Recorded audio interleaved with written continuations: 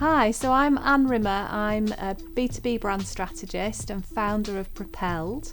And in this film, I sit down with Nicola Hodkinson, owner and director at Seddon, a construction group, to really understand a little bit about what led them to do a brand review with me, why they chose me, and to hear about the business and some of the challenges that they were facing that needed reviewing. I also sit down with Emma Hodkinson, who's the marketing manager at Seddon, who was kind enough to introduce me to the business and who I work with on the project. And you'll hear from Emma some of the things that they do from a marketing perspective and why brand really helps them provide that foundation for all of the marketing that they go on to do. So what I would say to you is, this is a 128-year-old business. It's a wonderful story. We've deliberately made quite a long film of this because at Propelled we believe in doing things right, and it's right that you hear about Seddon's story. Propelled is just a piece in that story. So what I would say is get a cup of tea, give yourself a bit of headspace, have a listen. There's loads of nuggets in it for both business founders, marketeers, and any business leader.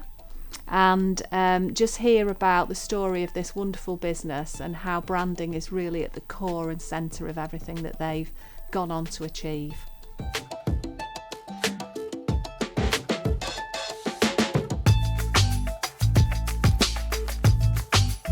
Hi Emma. Hi. Thank you for giving me the time today and just having this conversation about the project that we've just been through. So would you mind, just for people listening, tell us a little bit about your role and how you came to bring Propelled in to help with your project? Yeah. So I'm Emma, I'm the marketing manager at Seddon. I've been here coming up for 14 years now, so quite a long time for someone to be internally within a business. But as with quite a lot of Seddon employees, I started as an marketing assistant here and have kind of worked my way up through the ranks. I think during that time we've had a couple of restructures. Like every business, you have to restructure in line with market requirements. And this particular restructure meant we were moving from kind of an MD central structure into having 4 separate business units, each with their own MDs, directors, that needed unwanted autonomy really to operate in the markets that they operate. So housing partnerships and property services, you kind of had very different cross client bases really. But what was important for me as a marketing manager and as a custodian of the brand really was to make sure that we didn't lose the essence of Seddon. Within that, the business is obviously 128 years old, and that the brand stands for a lot within the market and it means a lot to a lot of people. So it was really important that we reviewed the brand to make sure that we kept the Seddon consistency whilst allowing the new businesses autonomy to operate and have their own kind of messaging. I think it was important that we got an external in because I think most people who work internally with the marketing teams will realise that sometimes you can be very close. It's almost like not being able to see the wood for the trees type saying. So from my point of view as marketing manager, it was really important to get another marketing expert in to almost validate what I was thinking as well as giving fresh perspective. So hence why we brought you on board. And what kind of process did you go through to find us, and why me? When we first discussed the idea of getting someone external in to come and look at it, we had a quick look at kind of the kind of person we were looking for, or agency that we were looking for, and we knew that we wanted someone that had the kind of time to get to know the business a little bit more. And we've often found with bigger agencies, sometimes you're dealing with account managers, account directors. Yeah.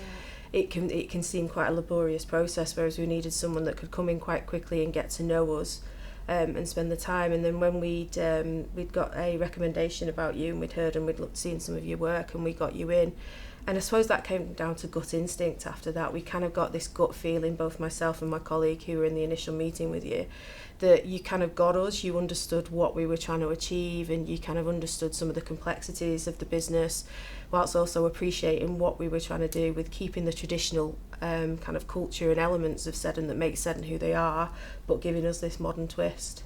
think you had a really clear picture of what you were trying to achieve, which was good. Yeah. I suppose the other question that would be really helpful to understand is what the impact has been for you kind of leading this group of companies and all of the marketing, communications, the PR, everything. How has it helped shape that? It is quite a big job, I'm not going to lie, and you're obviously familiar with kind of the scope of what we look after here, certainly in the marketing department and team. I think what the kind of rebrand and the brand refresh helped us to do is establish clear kind of boundaries in some ways of where, you know, what was sacrosanct in terms of the brand, what couldn't be kind of messed with. And then where we had scope to be more creative with messaging, to be more creative with positioning statements and with colour and photography styles and video styles for the businesses themselves, who do work in, the, you know, we've got property services who work in a lot of live environment, public sector spaces, so schools, hospitals, kind of homes, all those kind of things. And you've got housing partnerships who actually work in people's homes, refurbing, they build new build houses as well, but they work in people's homes, and the kind of style and communication styles and tone of voice can be slightly different to each of those customers. So what the brand refresh has enabled us to do is to create almost these 4 mini identities within and under the kind of umbrella of the main Seddon brand, where intrinsically the values of and the family message really shine through and then can be fed through right the way through those businesses as well. So what it's given us is structure with flexibility is the way I'd look at it. Yeah. And are there any kind of learnings from it or anything that you would share with others that were going to go on that process, that journey with their brand? I think the main learning from it is trust the process. Sometimes it can feel, I mean, with a couple of meetings I know that we sat down there with the whole host of different plans and research in front of us, and it could look a bit overwhelming at times to look at it like that, but you've got to trust the process and understand that if you've set out with a clear goal, that you will help whoever you're working with at the time to achieve that.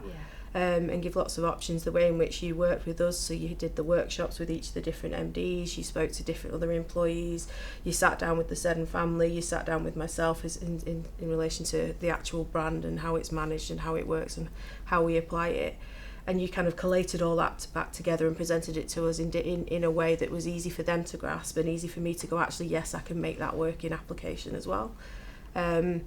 So yeah, that would be my main learning, is to trust the process, and just, you know, if you've got strong values and beliefs as to what you're trying to achieve, then you're certainly someone that can help them get there. If there was an independent like myself, a small agency that was thinking that they've got something to offer Seddon, and they've got the kind of similar values and approach, how could they do that? How could they make an approach to a company, not necessarily Seddon, but, you know, of that scale? Because you're a big business, £155 million business. They might think that they're too small to make the approach. I think, as Nicola alluded to, and I think I've alluded to before, we're very much a values and people focused business, and you know, we're very loyal to our suppliers, but we are always looking for new ideas. Market changes means that we have to brand review. AI technology advances, we have to look for new providers from an IT point of view there. So what I would say is, from my point of view, it always makes me smile when you speak to someone that's actually took the time to research you, that knows a little bit about you, that hasn't just literally looked at your last LinkedIn post, but perhaps has been following you for a while.